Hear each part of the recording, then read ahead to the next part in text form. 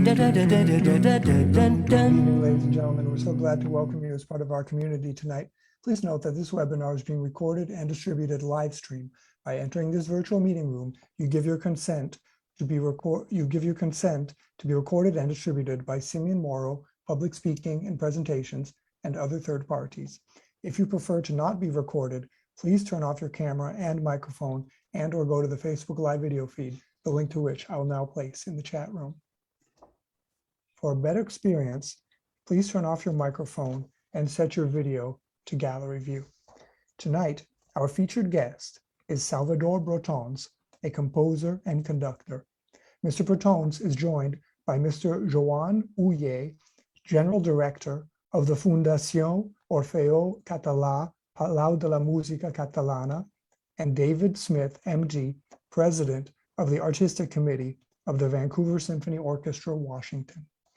Also joining us tonight is Professor Lino Rivera of St. Mary's College of California.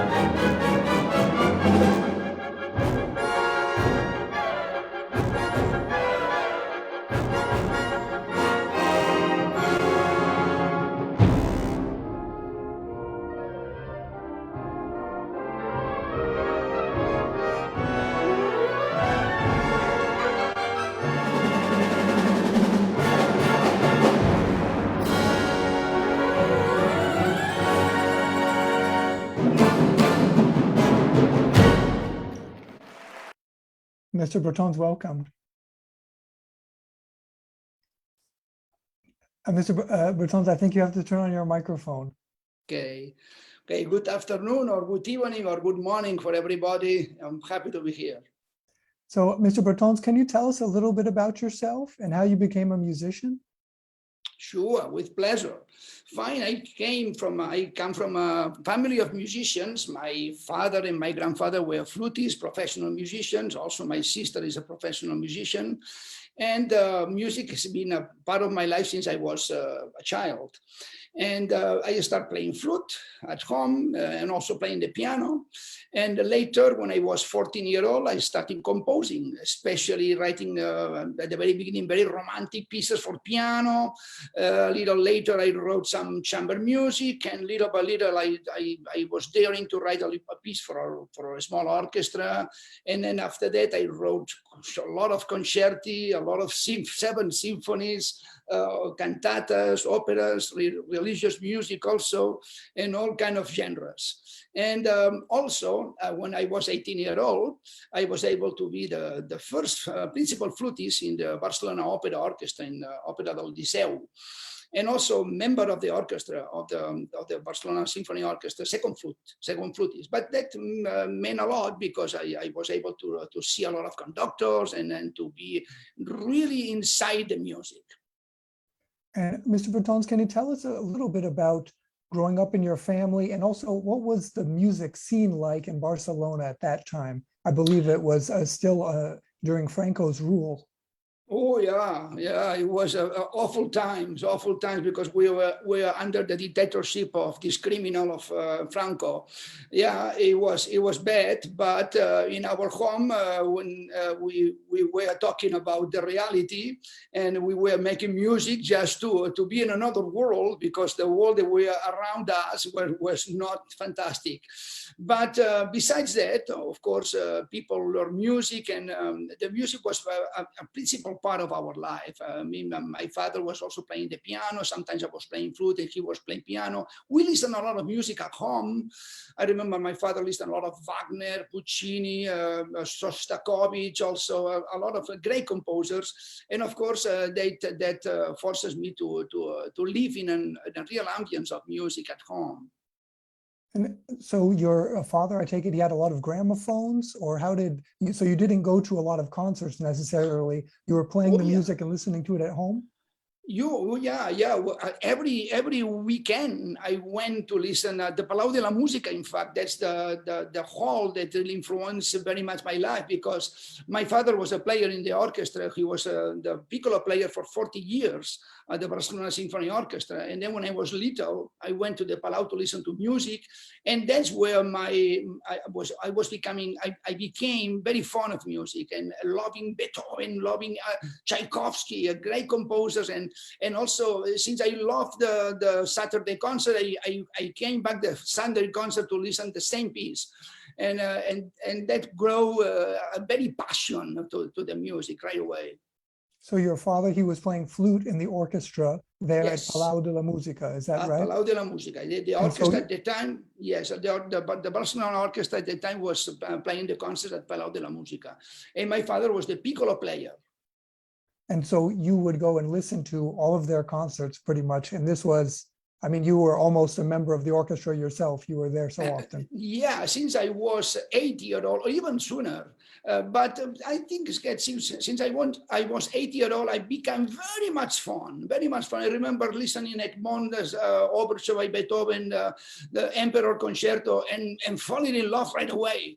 And then returning the next day to listen to the same music, and then buying and recording to be able to listen again the same piece.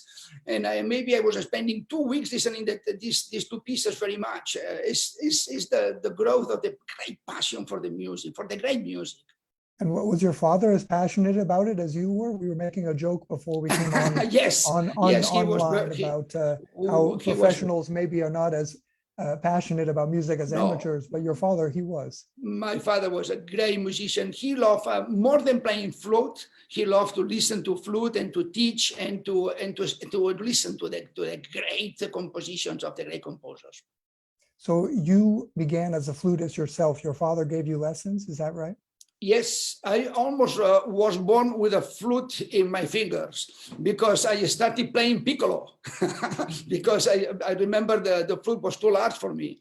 Then I started playing piccolo, and my father was my first professor, definitely. And when did it become clear to you that you would become a professional musician? Was it because of the passion, or was it because people told you, Salvador, you're so talented? How did that come about? Fine. My father, when he realized that I was having a perfect pitch and that I was having an incredible facility to music and a great passion, then he was very much in my besides me and encouraging. And also, I remember at the time music theory was a very was.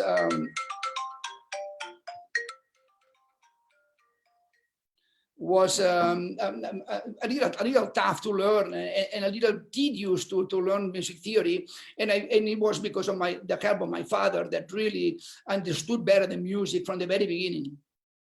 So that brings me to the next question. Most composers and conductors, I believe they start as pianists. They get to know the music by accompanying singers, by playing the transcriptions on the piano. But was that a challenge for you, not being a pianist? No. I was also pianist. In fact, I devote as much time playing the piano than flute. I was playing the piano during the academic year, and mostly learning flute in the summers when I had more time with my father. It was very special, and it's very good. Piano is a great instrument. Every composer and also almost every conductor must play the piano. For composing is absolutely crucial to be able to check harmonies, and also my first compositions were only for piano. I never imagined at that time writing something for flute alone or something like that. No, piano, because you had all the harmonic background and all the great possibilities. Piano is a phenomenal instrument, the number one instrument, I would say. Mr. Brotons, before we get on to seeing more examples of your fantastic conducting, tell us just a little bit about your moving from, I believe, the conservatory into the career as a professional conductor. How did that happen? Fine. I was going to the school, to the regular school, and then after school I went to the conservatory. It was very busy childhood, because very intense childhood. But it was after hours the conservatory, and as I mentioned, at the conservatory I was doing solfège and piano, and I was doing flute with my father at extra hours we had during the year, and also especially in the summer. The summer we devote more time in the flute, and during the year we devote more time in the piano. Wow, that's a lot of music. Okay, but it's very important for that to have a good background. If you want to become a conductor, you gotta have this background. As you gotta play some instrument well. You gotta have a good knowledge of the orchestration, because other than that, you are not going to be respected by any musicians. Who is this guy who's in front of us trying to indicate how we have to play? Okay, you need to have a respect, and you win that respect by already being a good player in some instruments or two instruments, or demonstrating knowledge of orchestration. It's very important, I believe so. Okay, so let's watch one of your early conducting videos. This is of Wagner.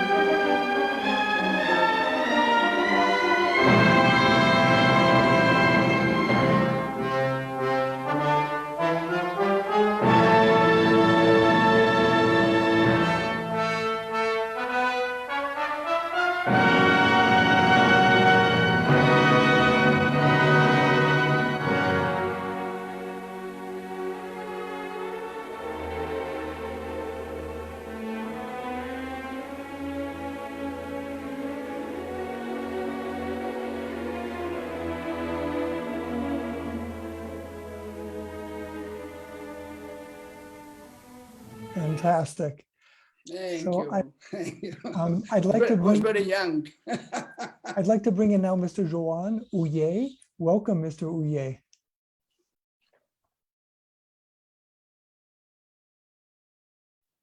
Hello.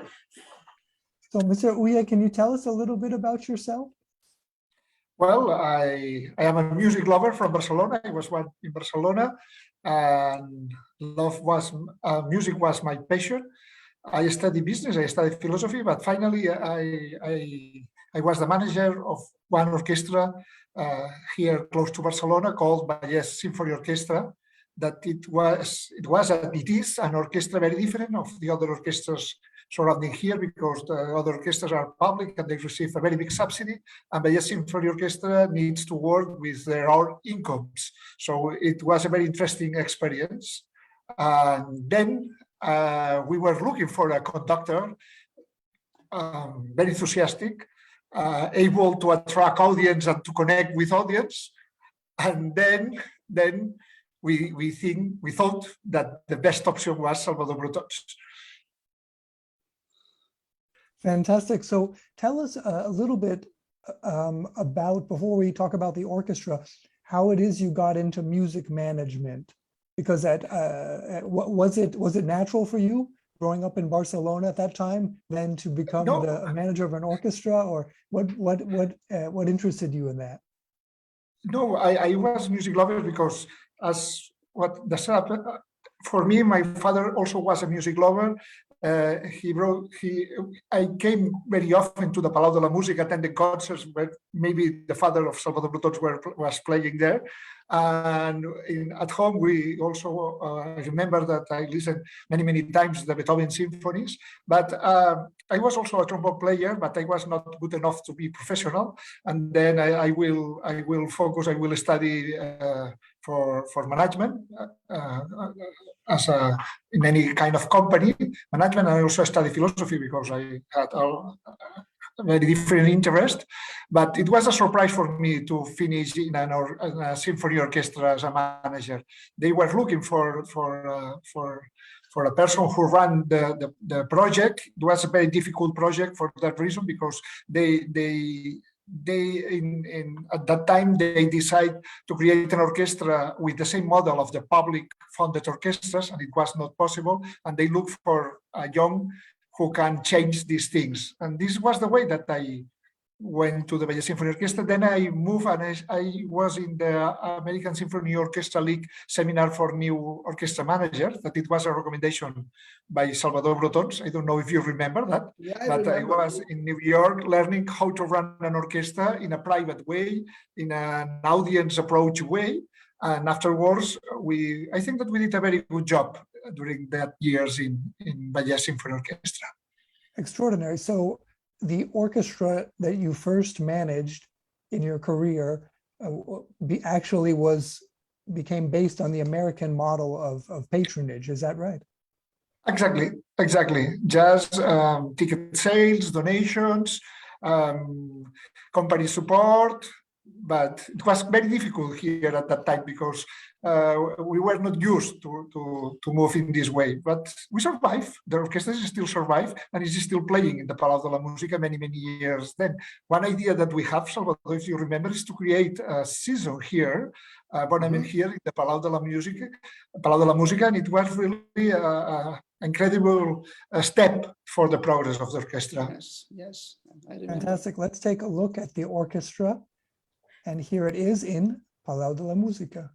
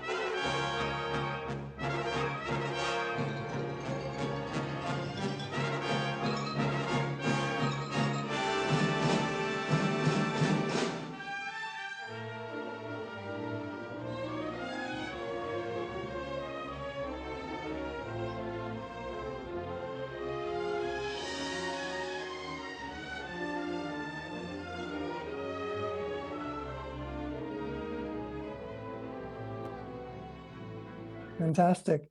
So, Mr. Uye, can you tell us, am I right to believe what you're saying is that you really collaborated with Mr. Brotons as the general manager and he as the artistic director in order to make this orchestra happen? It was really that both of you were working together equally. Yes. We work together. I think that we had always very good communication. He understands perfect what the orchestra needs. I understand what artistic director needs. Sometimes we have some small fight, but not. I remember he was asking, I need more violins for this piece. I need more violins for this piece. And he said, we cannot pay for violins. We have some fight of this level, but I think that finally we reached agreements and we were close friends. Do you remember I remember one concert, it was a proposal of Salvador Brotons, the piece by Catalan composer Joan Lamont de Grignon, La nit de Nadal, Yes. Christmas Yes, Eve. I remember very clear that piece. Yes. Brotons was convinced that we should do this piece. And I was not sure about the economical results of that piece. Economical results were not very good, but I was very happy finally to do this piece, that it was a forget piece for many years, and we rediscovered this piece with that concert. Do you remember, Salvador? Of course I remember. Yes, one of my favorite pieces is Lamont de Grignon, Ricard Lamont de Grignon, great Catalan composer. Yeah. And Mr. Brotons, can you tell us about when you met Mr. Uye, and how is it from your perspective, this collaboration that you had to make the first, arguably the first private orchestra in Spain? Fine. At that time, I was living in Portland, Oregon. It was in the United States. And the Orchestra del Vallès called me, would you like to become the conductor? And I say yes, mainly because Joan Uye was the principal manager, because I saw a person with energy, with willness, and he wanted exactly, he had the ideas very clear. And I said, okay, I'll came from United States to my original Barcelona, but I was fortunate to keep a foot in the States and keeping my lovely Vancouver Symphony alive, because I didn't want to withdraw, to say no to the orchestra that has become the orchestra of my life. And but I moved to Barcelona, and since there I still live in Barcelona. And Mr. Uye, can you tell us a little bit about this, about the how that your career has grown from working with this orchestra as a young, I suppose, inexperienced manager to today? I have to tell you that we've had several general managers of orchestras, of large halls, of opera theaters, of several opera companies come on. The general manager never seemed to have any kind of real collaboration with the artistic director. The artistic director did his or her own thing, and the general manager was really there all the time, 365 days a year, whereas the artistic director was kind of whatever. So it's fascinating to hear about your collaboration and how fruitful it was. Yeah, I think that it's important to keep good communication, and the conductor should always be sure that the general manager is the connection with the day-by-day reality. I think that this is absolutely key. Now in the Palau, after the Vallès, I ran all the different orchestras in Spain. I spent also 10 years in l'Auditori, Concert Hall in Barcelona, and since 11 years ago, I am now in the Palau de la Música Catalana, the most beautiful concert hall in the world. It's a wonderful modernist building from the beginning of the 20th century. We had the mission to develop artistic planning. Here we have our webpage. And one of the things that we did, that when I arrived, I decided is to create the position of resident composer for 1 year. And then one of the first that we asked, of course, it was Salvador Brotons with the Palau. When we were in the Palau, we asked Salvador Brotons to be resident composer. We present a lot of pieces. And I remember especially the premiere of the cantata Ramon Llull. It was a cantata written by Salvador Brotons, remembering the the middle-aged philosopher, Catalan philosopher Ramon Llull. It was so great success. It was a wonderful piece. We enjoy very, very much. But we also presented here the sixth symphony, I remember, I think, for wind instruments and many other concerts. I think that it was, we had very good time presenting Salvador Brotons' war pieces, because I think that Salvador Brotons is, it sounds impossible, but with Brotons it's possible. It's innovative and conservative at the same time. It sounds impossible, but it's not impossible, because Salvador always tries to look for their own language and their own innovations, but rooted to the tradition, rooted to Shostakovich, to Ravel, and very important, connecting with the audience. That this is a big problem for contemporary music nowadays, when we lose the connection with the audience. And with Salvador Brotons, the connection with the audience still remain, and this is a real good point for his music, for your music, Maestro. Thank you, thank you. Mr. Uye, can you tell us a little bit about your career today? Now you're, as you said, the general manager of arguably the most important concert hall in Spain, one of the most influential in Europe, in the world, as you said. What is your today, your day-to-day work? What is it like? And like you said, your mission, has it evolved over the past decade since you've been there? Yeah, we should focus. I always like to explain that in the Palau, in one side of the Palau, there is Beethoven. That Beethoven reminds us that we should be excellent, that we should be connected internationally, we should present the best orchestras. And here we have Berliner Philharmoniker, Vienna Philharmonic, London Symphony Orchestra, all that kind of orchestras came here. This is one side of the Palau. But in the other side of the Palau, we can see Josep Anselm Clavé, who was a choir composer and a master choir, and this side of the Palau remembers us that we should be close to the audience, we should be close to the people, we should be rooted with the Catalan tradition. And the Palau, if we lose one of the two sides, the Palau will be destroyed, metaphorically. We should always keep both sides paying attention to both sides, to be excellent, to present the best international possible orchestras, conductors, pianists, violinists, all the things. But we also take care of the choir music, because the Palau was built by a choir. It was still now the Palau belongs to a choir, the Orfeo Català. It's quite a strange situation, and we should always take care of this. And we have not also the Orfeo Català, that it's a very good amateur choir, symphonic choir, but we have also a youth choir, children's choir, girls choir, a family of choirs that help us to connect with the people, because Palau de la Música, I think Salvador will agree with me, it's not only a concert hall, it's a symbol of Catalonia. It's more than a concert hall. It's something that many people who don't come to the Palau, but they feel that Palau is important. What is happening in the Palau is important. For many artists, not only classical music artists, other kind of artists, to be present in the Palau is really a very important step. It's one of the historical concert halls in Europe, and very relevant for the Catalan cultural life.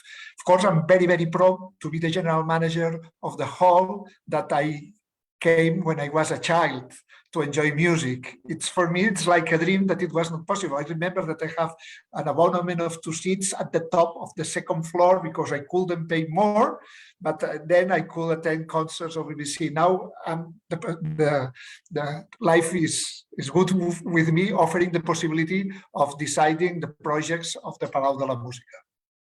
And Mr. Uye, can you tell us about what you mean by Catalan culture? Because at the beginning of the show, Mr. Brotons was mentioning Franco and how unpleasant, how bad life was, and yet music was some kind of escape. Tell us, what is this Catalan I think culture? that we should be. Thank you very much for this question. I think that we can say that we are part of Spain, but from the cultural point of view, cultural point of view, we are completely different of Spanish culture. We have our own language, that is Catalan, and we have our own traditions, values that are very different, no, but just different values, different culture, different poets, musicians, different of the Spanish one. Of course, there are relations, there are links, because for many centuries we are part of the same state, but we are clearly different nations in the sense that different cultures, different approach of life, different values, different, also with music, you can see this.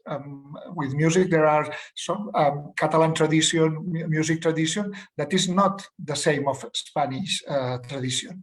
And for Catalans, as we don't have our own state, culture is even more important than for the other nations, because culture is the way, is the place when we can be ourselves. I don't know if Salvador, you think that is a good way to explain how we are Catalans. Well, in fact, the Palau was not constructed or built by a government or any kind of king or emperor. The Palau was built just by individual donations. And that what we call the civil people, not the state, is very important in the history of Catalonia. The tradition of the choirs, the tradition of the association, all this world was very important developing the Catalan culture. And this Mr. is.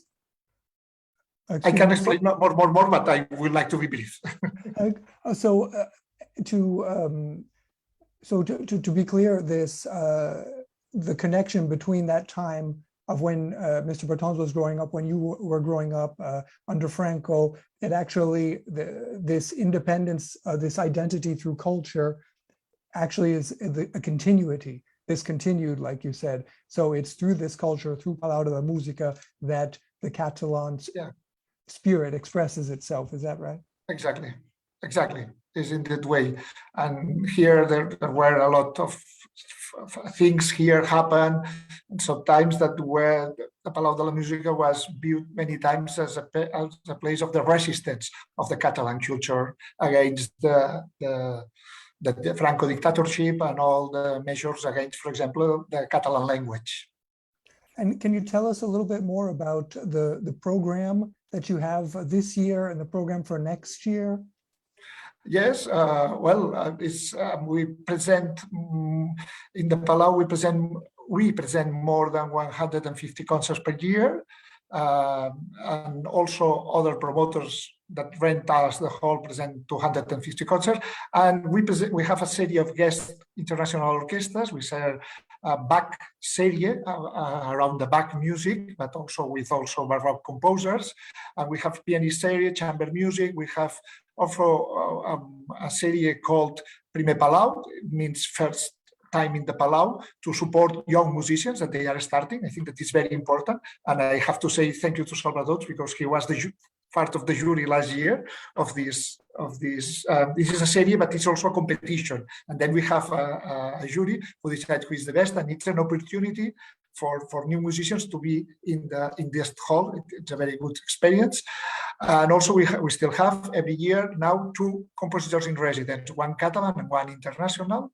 And we also have a poet in residence or writer in residence, and also a painter or artist plus artist in residence. Understanding that we are not only music. Music is the most important, but we like connection between music and other arts. This is the way of our programming. For example, we have planned for tomorrow, we have to have John Eliot Gardiner with Monteverdi Choir, but they have canceled due to the COVID. It's a sad situation that we are living now, but we have to deal with this situation. We have to keep the energy and the positive. And in January, we will have, for example, Filarmónica de la Scala with Ricardo Chagui, and we will have afterwards Maria Joao Pires with the Gulbenkian Orchestra. And we have this kind of international orchestras, but not only this, because there is a show almost every night in the Palau. So, and not always classical music. You can also attend jazz, flamenco, chanson, many different kinds of music in the Palau. We are open to all kinds of music. Classical is the most important, but we are open to all kinds of music. And Mr. Brotons, hearing Mr. Ouye speak today after knowing him for so long, having in fact, I can say, grown your careers together, that what you do today wouldn't be possible without Mr. Ouye. What Mr. Ouye does today wouldn't be possible without you. What are your thoughts? Fine. We had an incredible cooperation, and we still we love each other. My thoughts is it's very important to cooperate with your artistic your manager, and to make music together and to grow in the same direction. Fantastic. Mr. Ouye, I understand that you are still at work, being in your office, and that you will have to leave us a little earlier. Thank you so much for coming to join us today. Thank you very much, and bye-bye. Bye-bye. So let's take a look at Catalan music, what Mr. Ouye was talking about. This is Mr. Brotons conducting his own music. This is Catalonia 1714.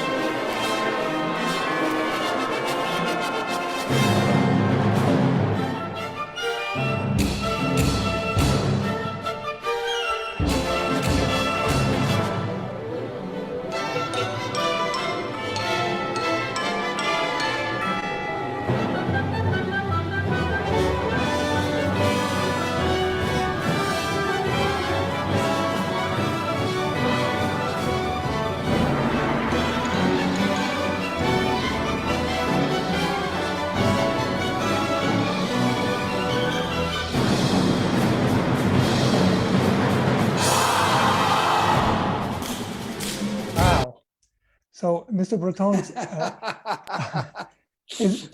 do you write Catalan music? What is Catalan music? Do you write it? Find that this excerpt that you put is a symphonic poem, and the portion that you selected is a war music, very much the powerful French army and the Spanish army combined against the poor Catalans that we were defeated very badly in 1714. That's Catalan music. Yeah, sometimes I write Catalan music, especially when I write Catalan rhapsodies. I have 6 Catalan rhapsodies for orchestra, for instance. Then I use very much the folk melodies from Catalonia, and I look for the rhythms that characterize our music. But not always I'm doing that. For instance, when I write concerti, when I write symphonies, when I write other genres, I write in a universal style. I would say I write in a non-tonal or atonal language, in a free chromaticism, I would say so. And I don't put kissing nature, for instance, but my music is not atonal, but it's not also tonal, as you can see sometimes. No, it's I like the music that's dynamic, that has a variety, that has communicative. That's very important in my style. And for instance, I hate 12-tone music, and I hate minimalism or some music that really will be boring to death, or static music. I am a dynamic person, and I like contrast, and I like, of course, something that goes to the emotion, that has contrast, and has the different kind of emotions that goes to your heart. That's very important for me, and that's what I try to write. Yeah, Mr. Brotons, but tell us, so when Mr. Uye was talking about not forgetting the Catalan music and all this, what do you understand by that? What does that mean? Salvador Brotons, does it mean a style? Does it mean a political message? What exactly? Definitely. Not always is political, but the identity of we are here situating in a geographic situation. You need to understand that we have the Mediterranean Sea, we have the mountains, we have the snow in the mountains, we have good climate, good weather. That's also it's in my personality. Sometimes I don't use folk melodies from Catalonia, but there is this energy that the Mediterranean brings me. And also there is also some rhythms, not too complicated, because Catalan rhythms are not complicated rhythms, but definitely it is in the essence of my music always. But when I write a piece like that, it shows more. And when I write a Catalan rhapsody, then it shows more this music that belongs very dear to my heart. Okay. So before I bring in Dr. David Smith, MD, I'd like to bring in Professor Lino Rivera of St. Mary's College of California, who's been very patiently waiting to ask you a question. Hi, Lino. Oh, sure. Very nice. Lino. Maestro Salvador Brotons, it's a pleasure to meet you here. And same here. I live in the San Francisco area, and I visit Portland, from time to time. My question to you is, you live in Barcelona and you conduct over there, and then you are the music director of the Vancouver Symphony in near Portland, Oregon. How do you manage your time? Because that is literally across the globe. You're having your orchestras in Spain, and then you are directing the orchestra in Vancouver. How do you manage the time and keep yourself sane? Fine, good question, Lino. Nice to talk with you. I'm doing my best, but I love to come to the United States. And I love Vancouver very much because they love me and I love them. It's a mutual love. It's a perfect love. And of course, as I mentioned before, it was a very good idea not to, when I moved to Barcelona, to keep my Vancouver orchestra alive. Yeah, it's very hectic sometimes because you deal with jet lags and all that. Sometimes the And now, especially with the COVID, there is no flight direct from Amsterdam to Portland, and I need to go through Seattle, and then it's making the trip a little more complicated. But when I come here to Vancouver, there's a special energy in Vancouver. The community is excellent. They have a great support for the arts. And also in a moment that, for instance, orchestras are having bad times, Vancouver Symphony is doing very well economically, and the audience growing. That's makes me very, very, very proud of all this situation. And I enjoy very much America. Believe me, I got a doctorate from Florida State University. I live in Portland for 10 years. I was teaching at Portland State. I know America very much, and it's a country very much here. And also here in Barcelona, when they listen to my music, they say, "Oh, Salvador Brotons is very American composer." We notice his influence, that he has been in America so much. But believe me, I like this influence. I don't know what I am, if I am Catalan or American, but I'm mostly Catalan for sure. But definitely America and Portland and Vancouver give me a very good personality. Fantastic. So I'd like to bring in Dr. David Smith, MD. Hi, Mr. Smith. Hello, am I unmuted? No, we hear you loud and clear. So can you, Mr. Smith, can you tell us a little bit about yourself and then how you met Mr. Sure. Brotons? So I've always been a music lover, and this is something that Salvador doesn't even know about me. I started playing the organ when I was 5 years old. Yeah. I have this picture of me on a 3-manual pipe organ on the edge of the bench, barely reaching the pedals. And that was my first introduction to music, and I've played the piano ever since. I'm a physician. I retired recently, and as a music lover, I was asked to join the Vancouver Symphony Board, and that was 15 or 16 years ago. It was a long time ago. And Salvador had already been the music director for 15 years. And so that's where we met. You may recall the Great Recession in 2008, I think, or I don't know, the big recession where we lost so much funding that there was a question of whether we would be able to survive. And so we created the artistic committee where Salvador and I and the orchestra manager and some musicians could work together to put together programs we could afford to get through that difficult time. And I would say that Salvador's personality alone helped us get through that time.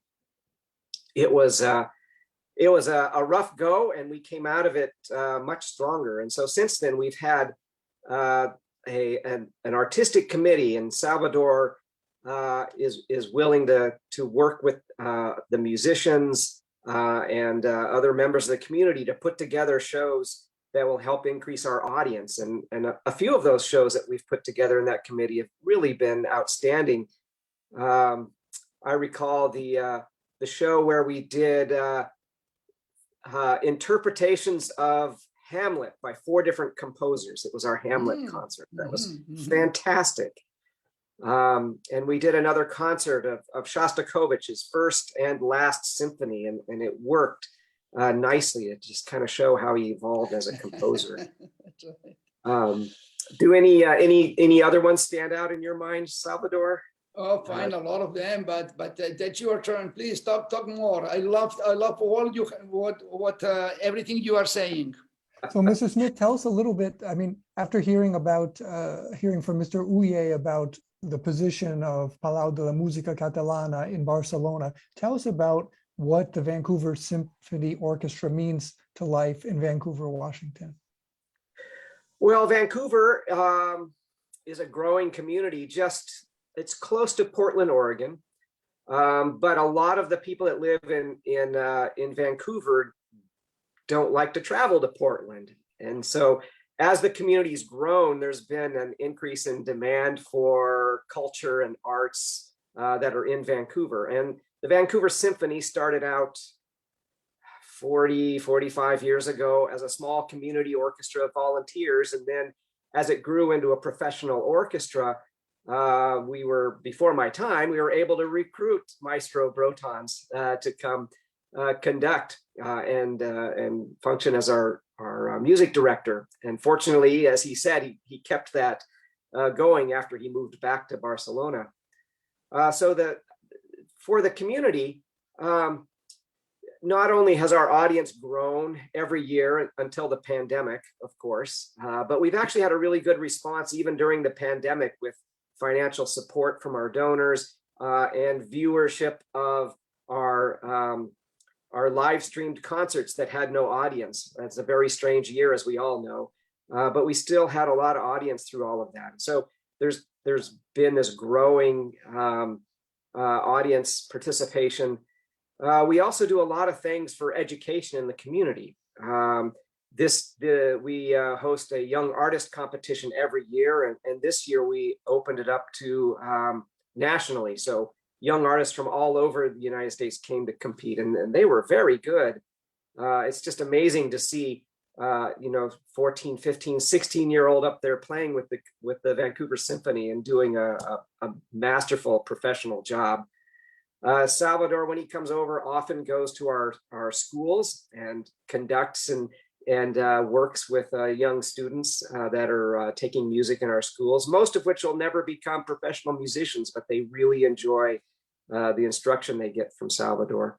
Fantastic. We do 2 concerts every year for grade school, for 8 to 10-year-olds. They get an hour-long concert in the school.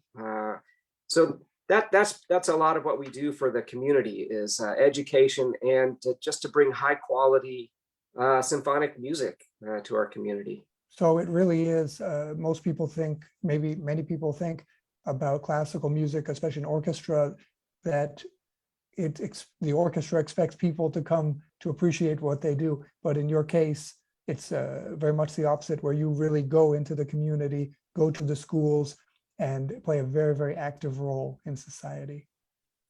Yes, I mean, young people don't get enough exposure to culture, I think. And so, being able to go directly to the schools and design some of our concerts for young people. We did a concert of film music, things like Star Wars and Frozen. And I've never seen so many kids in the audience. And that was another one of those fantastic programs that we came out of the artistic committee, just to get more people there that don't typically go to a concert. So we're constantly working for ways to get out into the community. We do a free summer concert outside in the park that attracts thousands of people, having picnics and listening to the music. Fantastic. Let's have a listen ourselves. This is the Vancouver Symphony Orchestra performing Mussorgsky.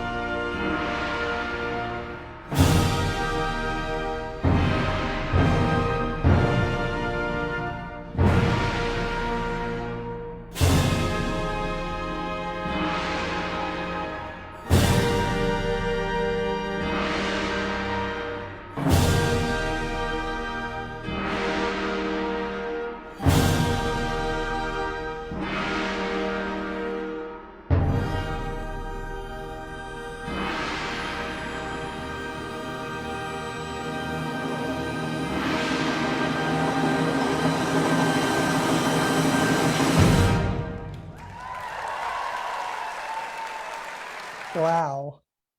So a real, a real incredible to watch the musicians play together. I mean, they are, I mean, really, I mean, what energy. So Mr. Brotons, tell us about this 30-year project of yours and how it seems to be completely connected with your composition, with your conducting, with everything Mr. Uye talked about, everything Mr. Smith talks about. And that was the end of the Mussorgsky's pictures. It's a fantastic ending, very bombastic, and of course, very spectacular. Yeah, we love to present programs like that, and the audience loved it very much. Finally, so I want to continue growing with this orchestra and see what until we can achieve absolutely, and there is no limits of improvement for the orchestra. One wish I have for the Vancouver Symphony, very much. You are talking about sometimes you mentioned that I should talk about my dreams or my future. I always said Vancouver Symphony, we are about to make it happen, a performing arts center in Vancouver. And that's my dream for Vancouver. We need that very much. We have a good hall to perform right now, Skyview, but we are going to build, or there is talking, or there's a very, very serious talking right now about the Performing Arts Center.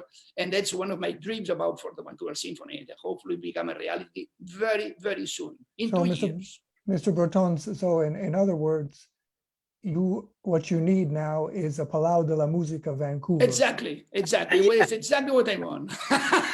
Understood. And what, how do you plan to make that happen? We have been talking about that for so many years, but now I think there's going for, because I talked with several persons that it's going to happen within 2 years. We will have a performing arts center, and I want to believe that, because there are a good energy building for this aspect, and also Vancouver is growing so much. Believe me, Vancouver is an incredible city, incredible community, very well situated. You can breathe, you can breathe fantastically well. You have the mountains, you have the ocean, the Pacific Ocean so close.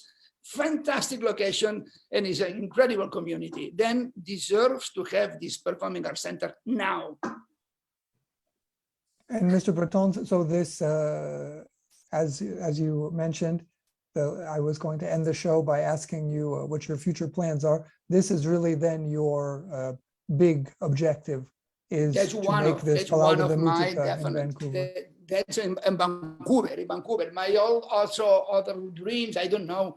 This is not forbidden to dream, right? Then let's see. I would love to one day to compose a big opera in 3 acts. But of course, I need to have a commission. I don't want to write an opera and then running away and running about to find a theater to produce it. No, I will have to have a commission, and then I will love to write a big opera or a big cantata or for chorus and orchestra. I already have written several Stabat Mater and several masses and all that, which is quite big, but that's something as a composer I need to write some really ultimate piece that Salvador Brotons will write. That's Wonderful. my dream, but we'll see what's going to happen, because we are in a very political world, very difficult. There's a lot of demand and very little, very few offer. It's very difficult, but we'll fight for that.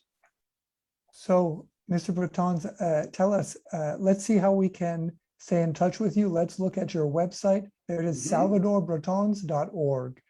So, Mr. Brotons, can people, they're able to reach out to you? They go to contact? Oh, please. I love to communicate with people that comes to me that want to play my piece, or they want to meet me and they want to talk about music, about me, anytime.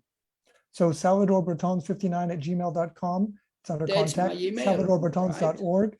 And so that way people who have seen the show tonight, they can just reach out to you. That's no problem. No problem. Love to meet people. Yeah. Wonderful. So thank you very, very much to Salvador Brotons, to Joan Uye, and to David Smith. Thank you very much to you.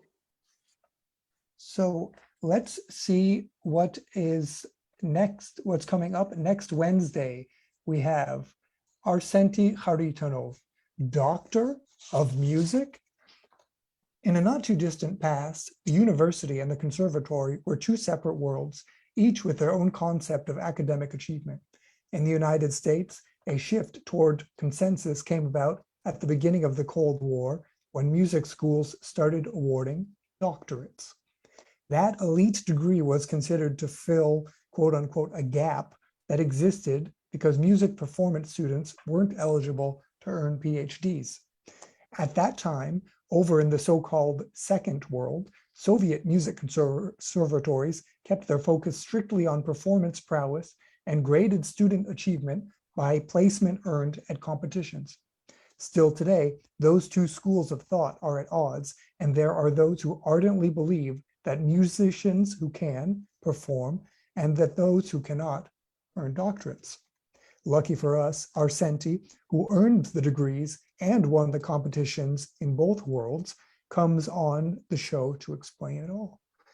Arsenti will be joined by a roundtable of two experts who excelled in the Soviet system and became tenured faculty in the Western system, Julia Bushkova, professor of violin at the University of North Texas, and Dr. Laszlo Marosi, former professor of conducting at the University of Central Florida. As always, all information about upcoming shows may be found at www.simeonmoro.com. Again, that is next Wednesday, Arsenti Haritonov, Doctor of Music.